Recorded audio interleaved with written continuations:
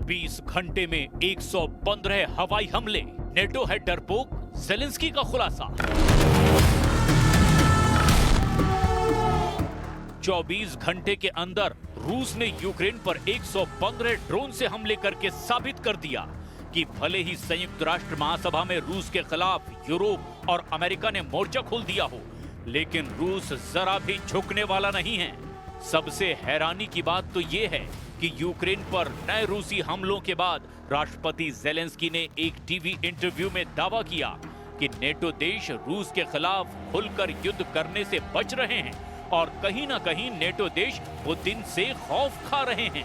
इधर एक हैरान करने वाली खबर अमेरिका से भी आ रही है, जिसमें दावा किया गया कि अमेरिका के वर्जीनिया में राष्ट्रपति ट्रंप टॉप कमांडरों और अफसरों के साथ एक खुफिया मीटिंग करने जा रहे हैं, जिसे लेकर दावा किया जा रहा है कि ट्रंप की सैन्य अधिकारियों के साथ खुफिया मीटिंग कहीं ना कहीं रूस पर बड़े हमले की तैयारी से जुड़ी हो सकती है, क्योंकि ट्रंप ने इसी हफ्ते यूएन में भाषण के दौरान रूस को चेतावनी दी थी कि रूस अब हद से आगे बढ़ चुका है और अब अमेरिका रूस के खिलाफ कुछ सख्त और बड़े कदम उठा सकता है।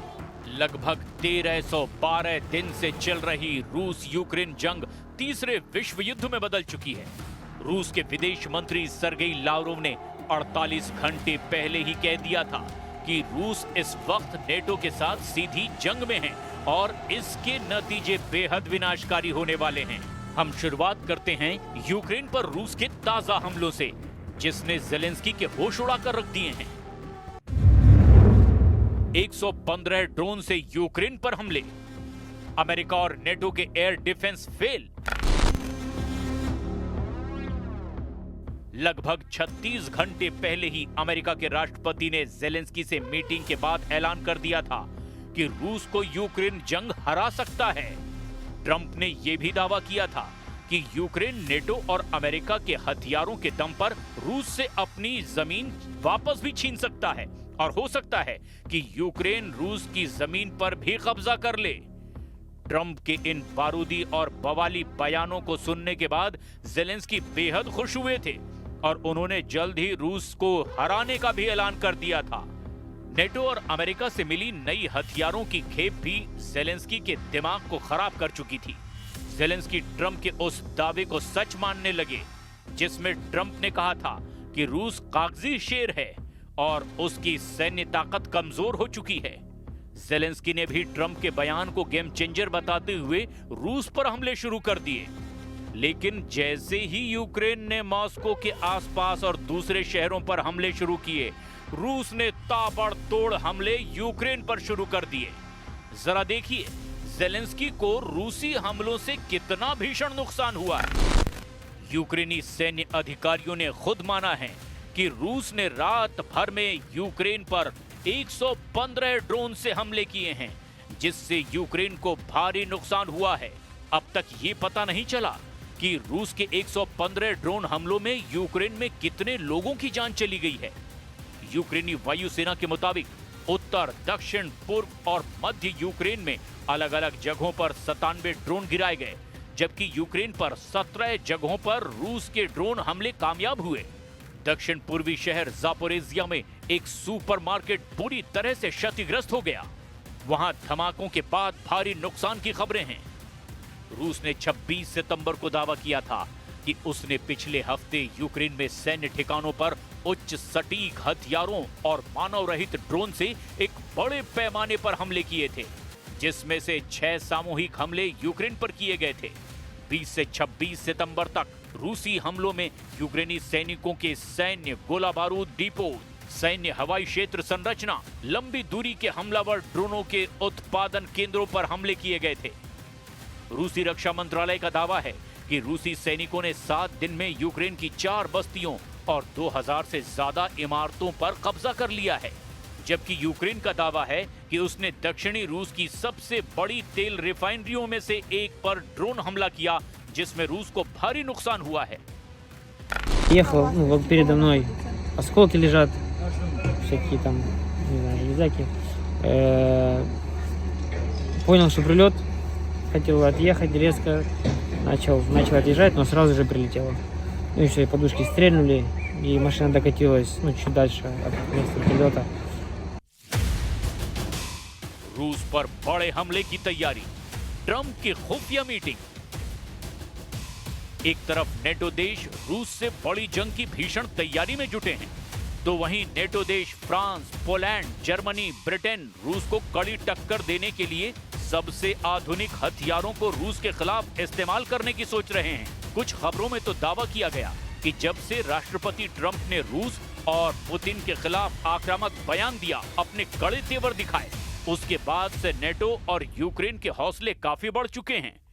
हम आपको एक ऐसी खबर बताने जा रहे हैं जिससे कहीं ना कहीं साबित होता है कि रूस के खिलाफ अमेरिका सीधी जंग में या तो उतरने वाला है या फिर पर्दे के पीछे से उतर चुका है।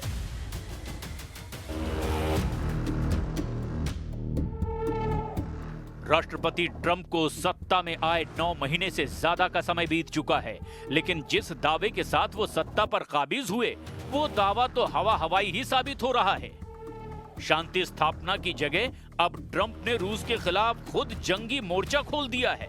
और खबर तो ये है कि राष्ट्रपति ट्रंप के निर्देश पर अमेरिका के रक्षा मंत्री ने दुनिया में फैले अपने सैन्य अधिकारियों को एक अहम आदेश जारी किया है। इस आदेश के तहत अगले हफ्ते वर्जीनिया में सभी सैन्य अधिकारियों को जुटना होगा और इस बैठक का कारण असामान्य हालात बताए जा रहे हैं। इसी आदेश की वजह से दावा किया जा रहा है कि जब फ्लैग या जनरल अफसरों की बैठक अमेरिका में वीडियो कॉन्फ्रेंसिंग के जरिए लेता है, तो फिर दुनिया भर से उन्हें चर्चा के लिए वर्जीनिया क्यों बुलाया गया? क्या ट्रंप की खुफिया मीटिंग के जरिए अमेरिका सीधे रूस के खिलाफ जंग में उतरने जा रहा है? क्या आर्टिकल 5 के तहत अमेरिका ने जंग की तैयारी शुरू कर दी है? और क्या अमेरिका ने यूरोप और नेटो को जंग का फेस बनाने की तैयारी कर ली है?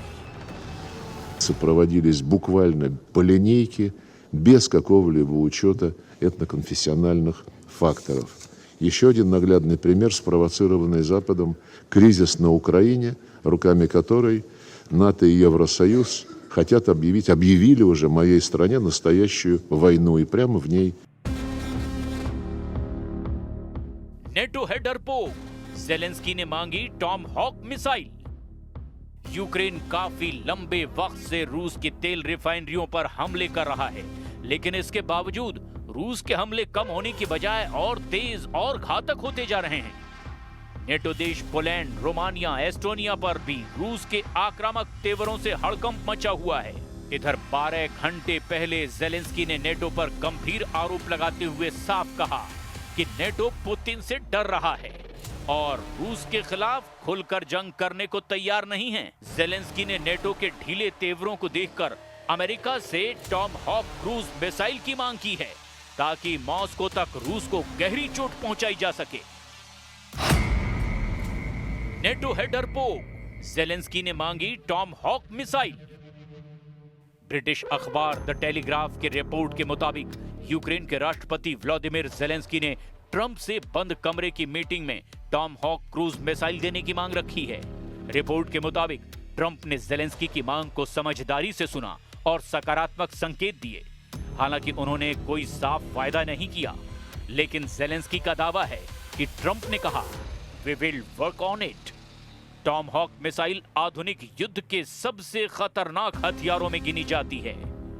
इसका वॉरहेड 450 किलो तक का होता है और इसे किसी भी मौसम में या किसी भी भौगोलिक परिस्थिति में लॉन्च किया जा सकता है। जब तक पश्चिमी देशों ने यूक्रेन को कई हाईटेक हथियार दिए हैं, अब तक पश्चिमी देशों ने यूक्रेन को कई हाईटेक हथियार दिए हैं, लेकिन टॉम हॉक उसकी तुलना में कई गुना ज्यादा ताकतवर है। इन मिसाइलों की मारक क्षमता करीब 1600 किलोमीटर है। यानी अगर ये हथियार यूक्रेन को मिलते हैं तो सीधे मॉस्को तक निशाना साधा जा सकता है, क्योंकि अब तक रूस ने लंबी दूरी से यूक्रेन के एनर्जी इंफ्रास्ट्रक्चर पर हमले किए हैं। टॉम हॉक मिलने पर यूक्रेन भी उसी स्तर की जवाबी कार्रवाई कर पाएगा। लेकिन ज़ेलेंस्की को सबसे ज्यादा बेचैनी ये है कि जिन नेटो देशों के खिलाफ रूस ने आक्रामक तेवर दिखाए हैं, air violations into NATO countries, the drones in Poland, what happened in airports in Denmark, in Norway, In Romania also. Do you think the response so far has been weak? Very. Yeah, so I think yes. Weak reaction. So That's why he continued with other countries. So you agree with President Trump that NATO members should just shoot down the drones, shoot down the Russian jets? They had to shoot down everything. If the jets are in your space, you have to block it. Do you think that NATO members are just afraid to do it because they afraid from the Russian response? I know some leaders, they are not afraid, but mostly countries afraid. They're afraid is because I think that they are right that Russia is crazy. हालात ये हो गए हैं कि या तो अब NATO और अमेरिका रूस के खिलाफ खुली जंग करें या फिर वो यूक्रेन को वो हथियार ना दें जो रूस में विनाश कर सकते हैं। दोनों ही स्थिति में रूस अपने दुश्मनों को तबाह कर देगा, इसमें अब कोई शक नहीं रह गया है।